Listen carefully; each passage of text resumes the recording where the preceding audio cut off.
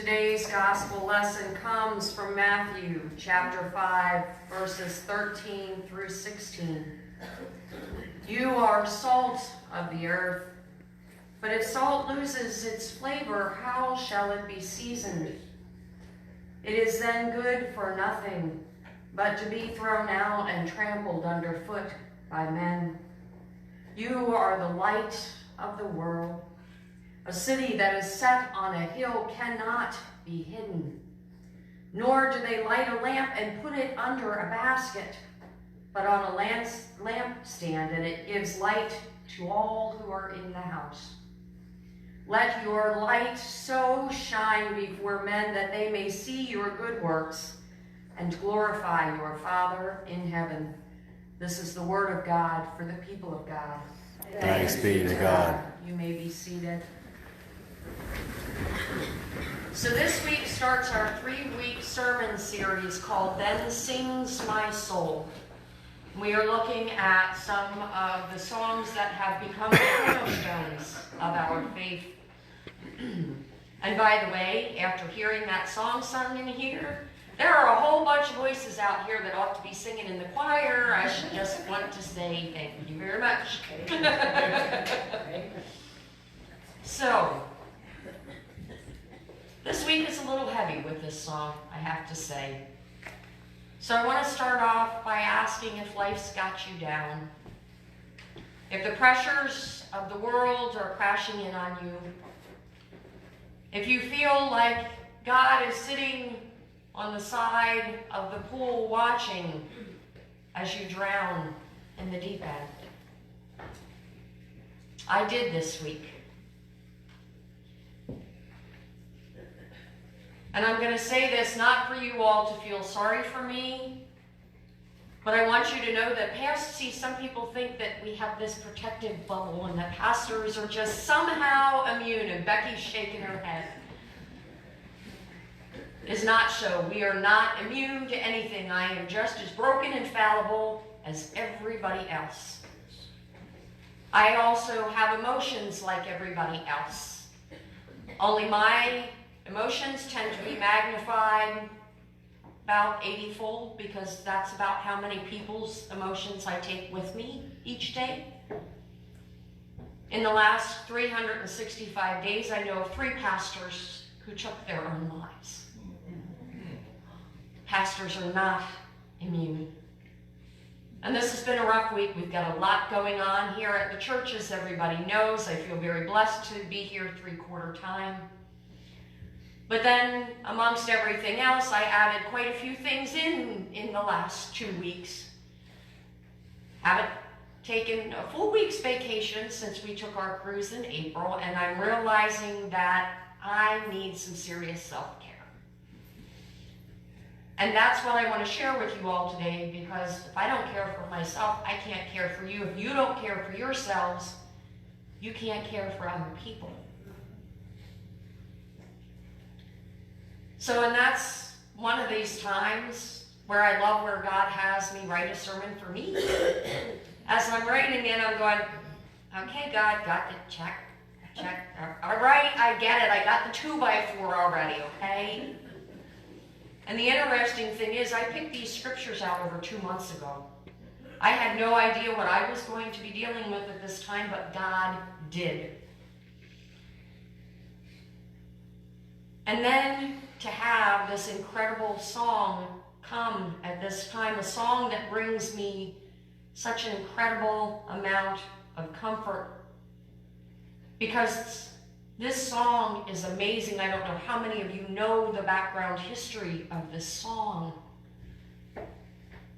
But this song was written out of amazing, unfathomable heartache and tragedy.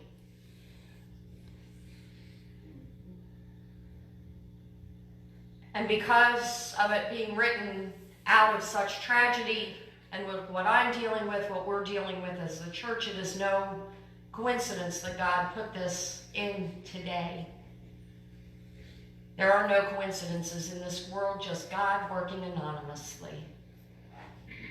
Horatio Spafford, who wrote It Is Well With My Soul, was someone who experienced a very incredibly, again, unfathomable tragedy in his life. He and his wife and his children were supposed to travel from America to Europe. Horatio was delayed by work, so his wife and his children traveled to Europe on the ship Ville de Havre. While en route, the French ship collided with another ship and quickly sank. Horatio's wife survived, but their 4 daughters all drowned.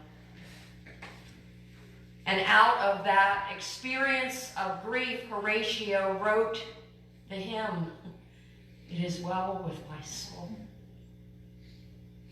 And he begins the hymn, "When peace like a river attendeth my way, when sorrows like sea billows roll, whatever my lot." Can you imagine? Whatever my lot, thou hast taught me to say, it is well with my soul. And it's important to note here that he doesn't say it is well with my soul like we may say, oh, or for me it's the woo-saw. He doesn't say it like that, because this is not a mantra to repeat that lowers our blood pressure. Rather, it comes from the assurance that Christ has regarded our helpless estate and has shed his own blood for our souls. And there are just those days that will come for each and every one of us. Those who have sick children, they may come because of lack of sleep. They may come because we've crammed way too many things in an already packed schedule. Because we just didn't say no, or because it sounded like something that was really going to be a lot of fun and I can handle that. And all of a sudden at the end of the week, you're like, a lot of times, though, these times come because of lack of time with God.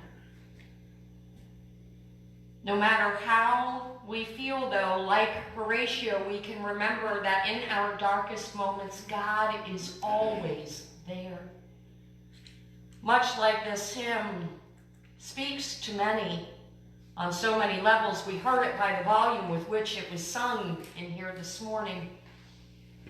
There are other songs that speak equally to others. As you may know, I was raised in the contemporary service. Every time the choir would come out and I would pick the song list, and the choir would say, oh, we don't need to sing that, everybody knows it. No, not everybody does. We need to sing it because the pastor doesn't know that song. Oh, of course you do. It's one of the old ones. No, I don't. And there is a song right now that I absolutely love. Lauren Daigle, if you have not gotten to listen to her, is an amazing human being, as well as having an incredible voice. And she is an amazing Christian who is not afraid to speak out anywhere and everywhere for her faith. And in her song, Rescue, she says, you are not hidden. There has never been a moment you were forgotten. You are not hopeless. Though you have been broken, your innocence stolen. I hear you whisper underneath your breath. I hear your SOS, your SOS. I will send out an army to find you in the middle of the darkest night. It's true, I will rescue you. There is no distance that cannot be covered. Over and over, you're not defenseless. I'll be your shelter. I'll be your armor. I hear you whisper underneath your breath. I hear your SOS. I will send out an army to find you in the middle of the darkest night. It's true, I will rescue you. I will never stop marching to reach you in the middle of the hardest fight. It is true, I will rescue you. And let's face it, church, there are days where we wonder if the fight is worth it. And I found a sermon as I was looking over my commentaries, and then I frequently read sermons from other pastors to kind of see which direction they went and get an idea for which direction I want to go. I don't have that idea yet. Generally, God's given me a small sense of where I'm headed. And in the sermon, "The Church is Worth the Effort," Reverend Dr. William Self says the following: "Like the tree that Zacchaeus was in where he met Jesus, the church holds us so that Jesus can find us. We must remember that Christ loved the church and gave himself for it. Most of the New Testament was addressed to churches, not individuals. It is pivotal to God's plan for the world in Ephesians and is the bride of Christ. It is easy to get people saved, but it takes the church to keep them saved. Let us not forget that the church was in the ghettos before the current crop of activists. Note William Booth and the Salvation Army. The church was into education before the government. Note the large numbers of universities, Harvard, Yale, Princeton, that were begun with the express purpose of educating clergy. The church has been feeding the hungry and providing community while the general culture was debating political agendas and power. It was the church that broke down the Berlin Wall, that led the March on Selma, that produced Martin Luther King Jr., the civil rights movements, and it was the church that led the war on poverty. The church is a solid oak tree, not a fragile teacup." This ends the quote from Reverend Dr. Self. It's quite a list of accomplishments, don't you think? Leading the war on poverty, civil rights, so many great things have come out of the church. And if you think that that's great, I want you to listen to this description of the church in this next video.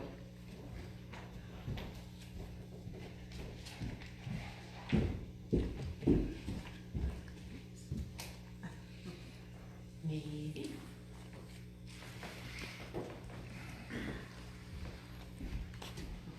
We're having all kinds of technical difficulties this morning. No heat and fellowship hall.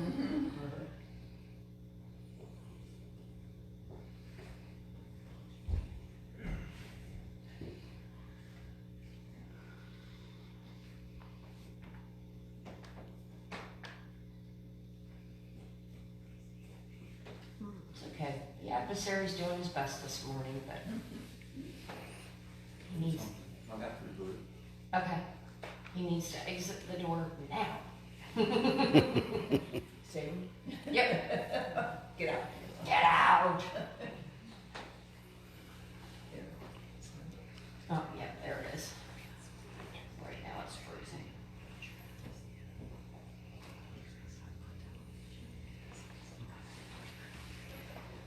People often say to me, they say, "J. John, what do you do?"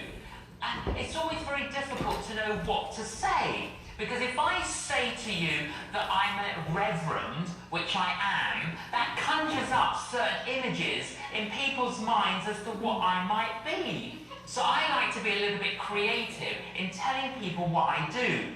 I sat next to this lady on an aeroplane at Heathrow Airport, and I said, "Hello." And she said, "Oh, hello."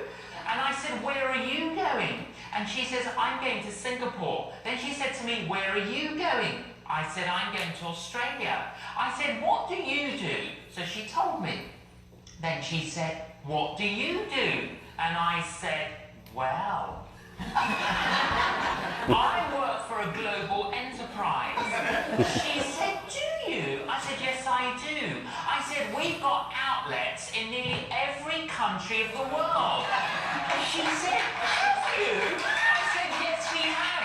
I said, "We've got hospitals and hospices and homeless shelters."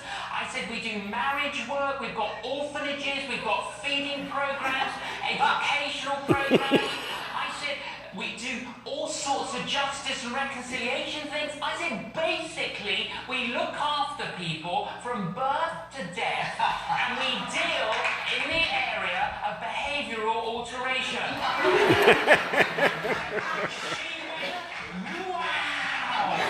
It was so loud, her wow. Loads of people turned around and looked at us. She said, what's it called? I said, it's called the church.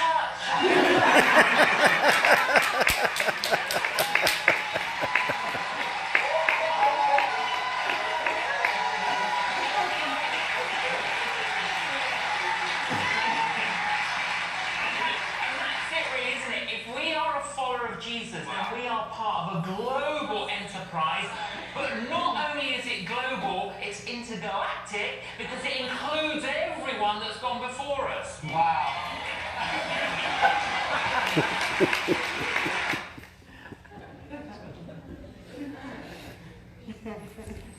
I love him. I just found him the other day, and he has some great things, and unfortunately I do not have his sense of humor, so I will let him take that. So the question though becomes, church, do we believe that we are a global enterprise? Do we believe that our trials and our tribulations and our frustrations produce something good? If you're unsure about that, I want you to listen to today's gospel again from the Message translation. Let me tell you why you are here. You're here to be salt seasoning that brings out the God flavors of the earth. If you lose your saltiness, how will people taste godliness?